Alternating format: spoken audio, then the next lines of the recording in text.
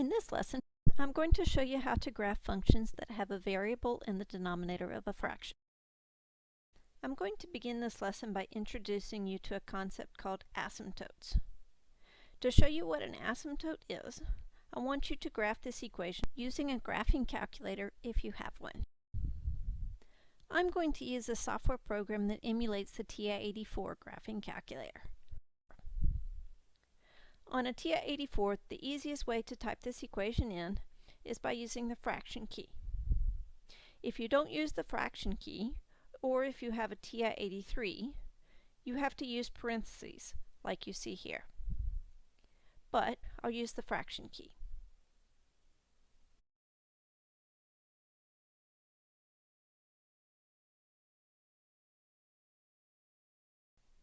The window that I have listed on this PowerPoint refers to the maximum and minimum values of x and y that I want you to be able to see on the screen. To change your screen to match this window, push the window button and then change the x-min, x-max, y-min, and y-max values. Since the first set of numbers I gave you in the window I want you to use was -20 and +20, change the x-min and x-max values to those numbers. The second set of numbers I gave you in the window I want to use was -10 and +10, so change the y-min and y-max to those numbers. Then hit the graph button. Now let's talk about what changing the window did for us.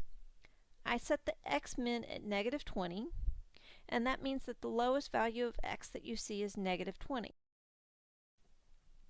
I set the x-max at +20, and that means that the highest value of x that you see is +20. I set the y-min at -10, and that means that the lowest value of y that you see is -10. I set the y-max at +10, and that means that the highest value of y that you see is +10. I will also note that if you're using a TI-83 instead of a TI-84, your graph will look slightly different than what you see here.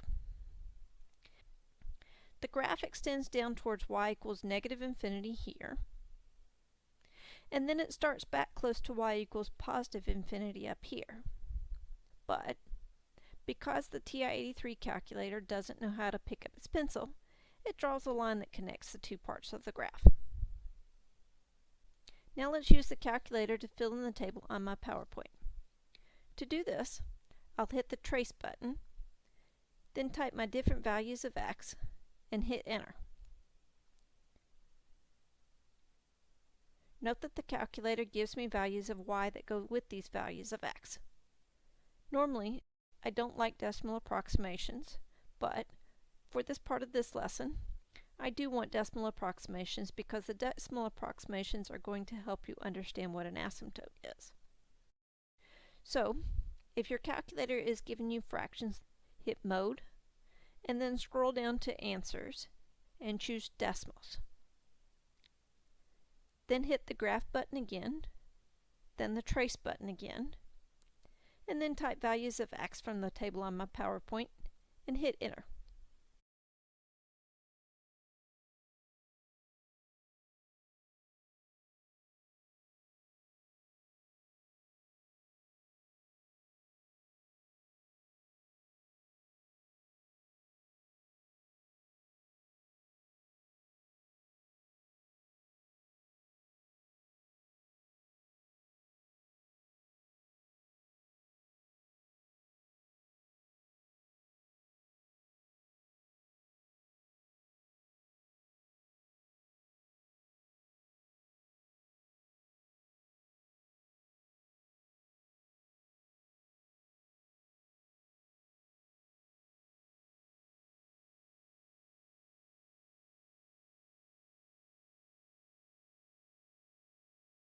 You won't be able to fill in the table for x equals -50 or x equals +50 because our window doesn't go out that far, but you should be able to find the other values.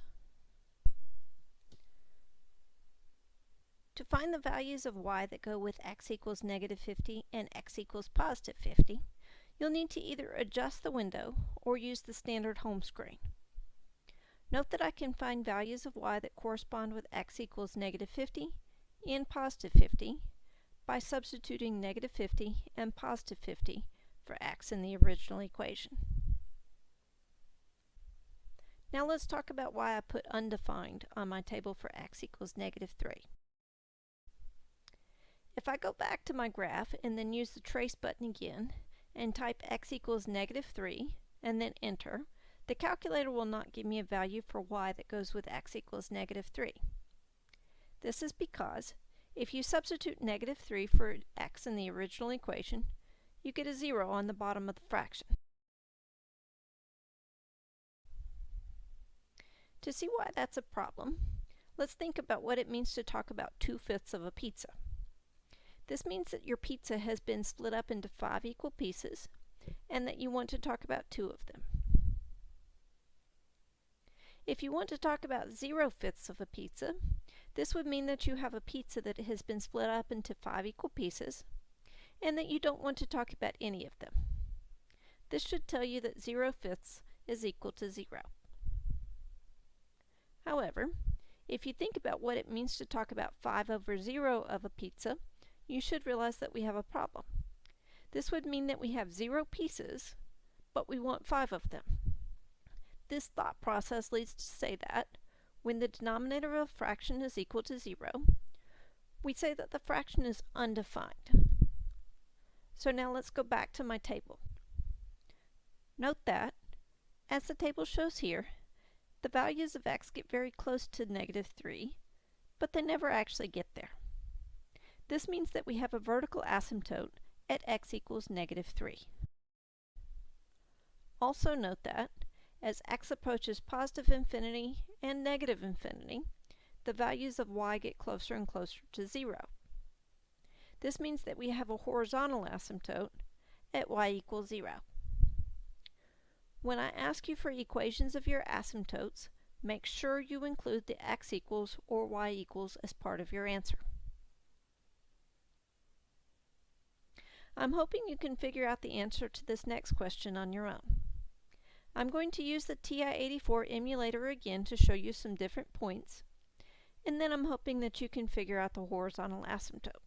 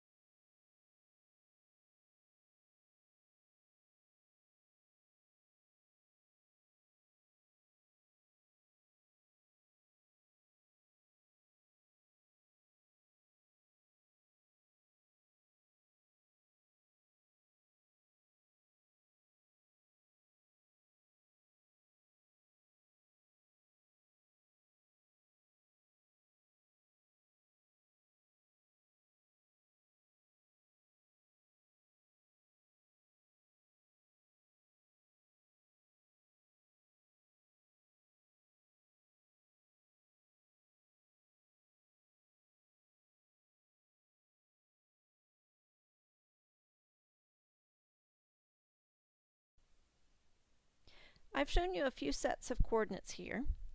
If you think you know the answer, you can keep playing the video.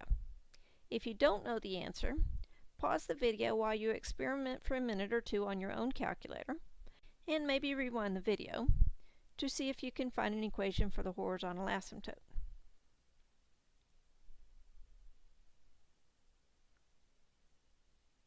The correct answer for the horizontal asymptote is y equals -1.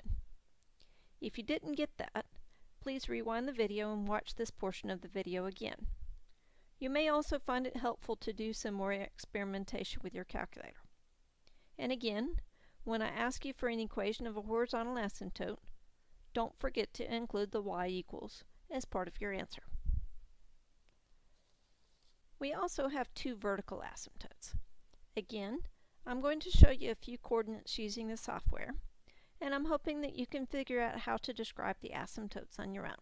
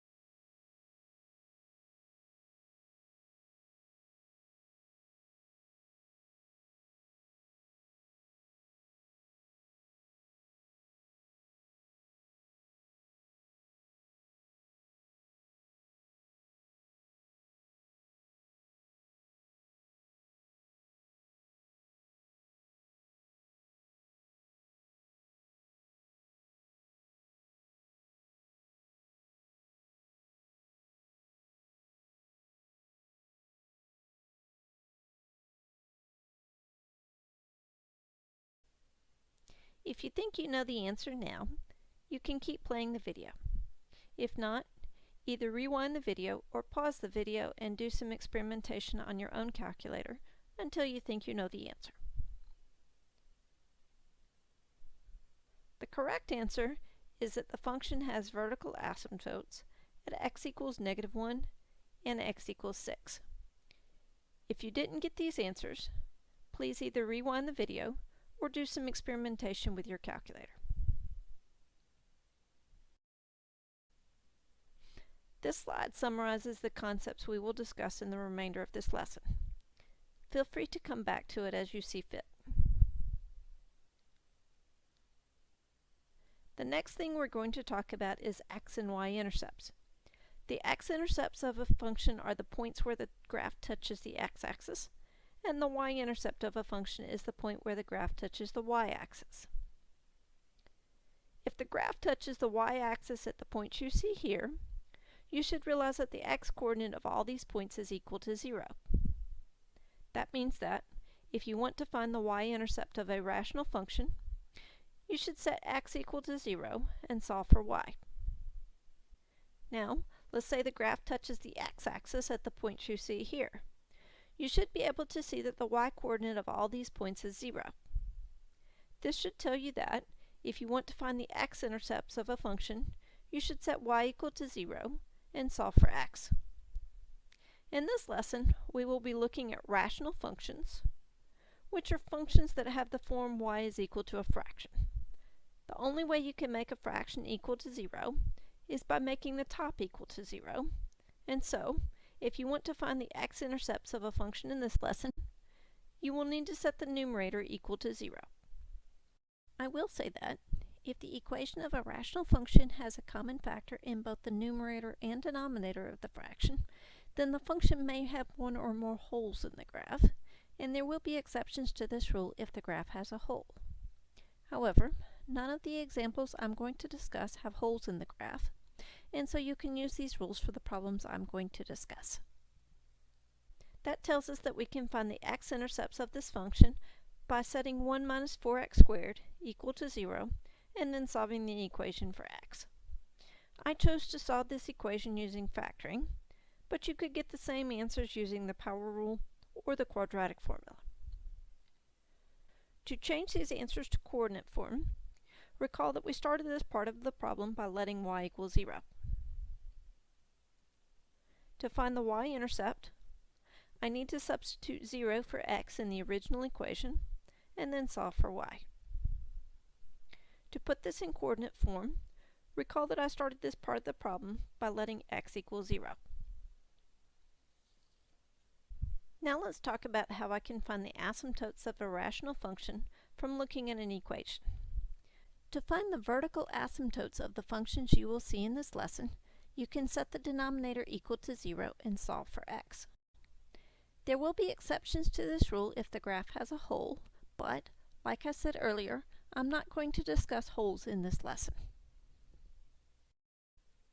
I solved this equation using factoring, but you would get the same answer if you chose to use the quadratic formula instead. To find the horizontal asymptote, we have two rules that we can use. Take a moment and read the rules in blue at the top of the page, and recall that the degree of a polynomial is equal to the highest exponent of the polynomial after it has been multiplied out.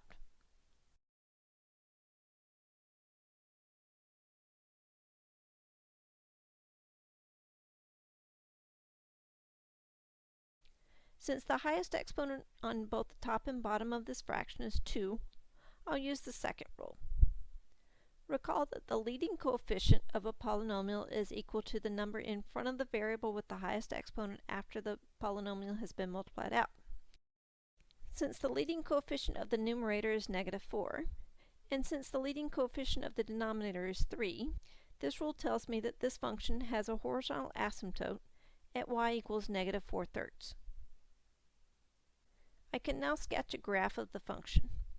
As I said in blue at the top of the slide, vertical asymptotes can never be crossed, but horizontal asymptotes can get crossed. To figure out where, if at all, a graph of a rational function crosses its horizontal asymptote, you need to do some long division.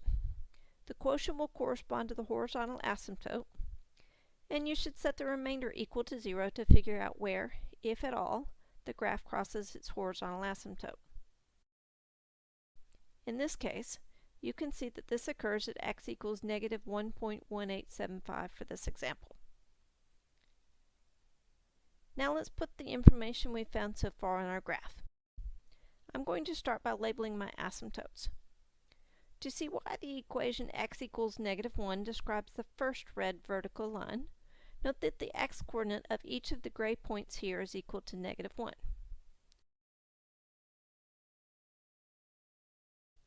Similarly, note that the equation x equals 5 describes the other vertical line.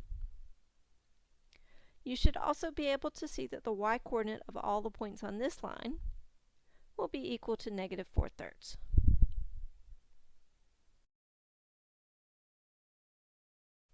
Now let's talk about the domain of this function. As I said earlier, vertical asymptotes cannot be crossed, and that means that the domain of this function will be all real numbers except negative 1 and 5. Recall that the parentheses in the interval notation you see here say that x can get very, very close to negative 1 and 5, but it cannot ever actually equal negative 1 or 5. Also note that this notation says that x can equal any real number except negative 1 and 5. For my next step, I'll label the intercepts. Recall that I found these earlier. For the final step in this problem, graph the equation on your calculator and then copy the graph onto your paper. I use computer software to draw this graph for me, so don't worry if your graph doesn't look exactly like the real graph.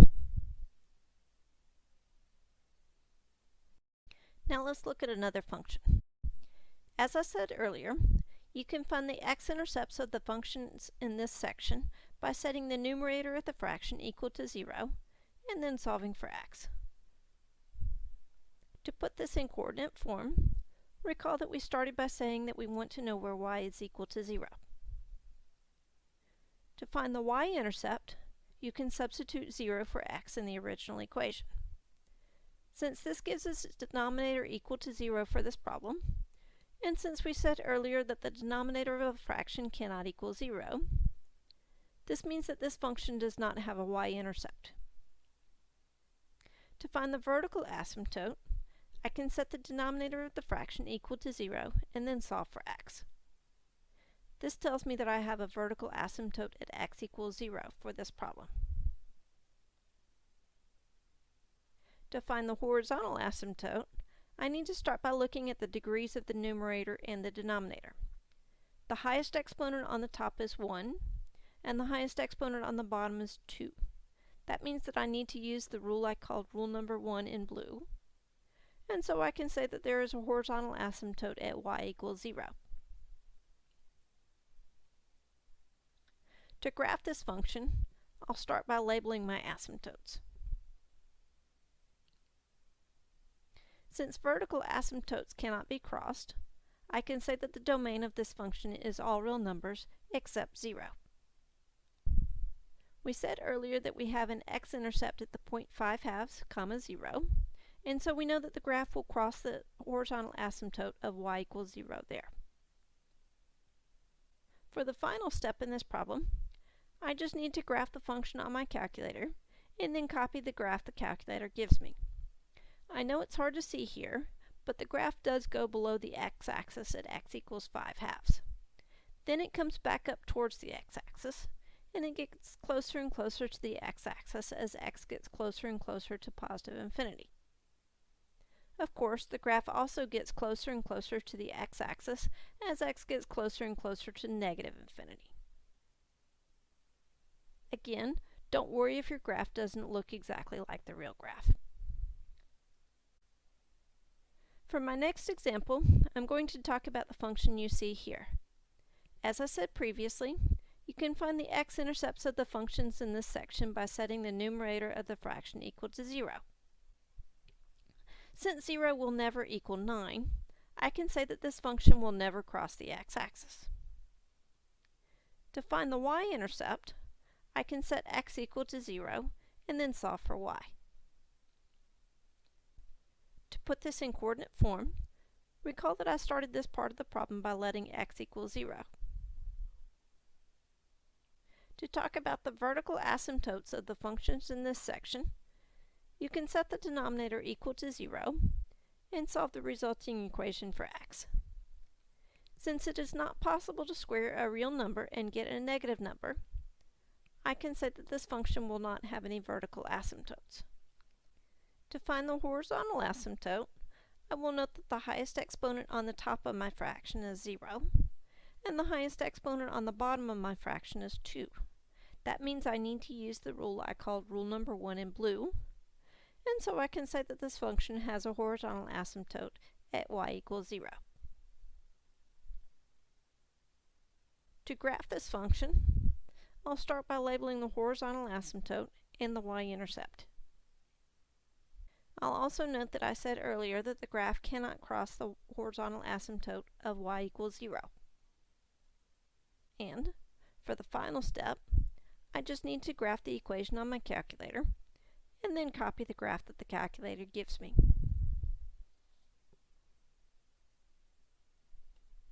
If you enjoyed this video, then please subscribe to our YouTube channel and see all of our products available at algebraforhomeschool.com.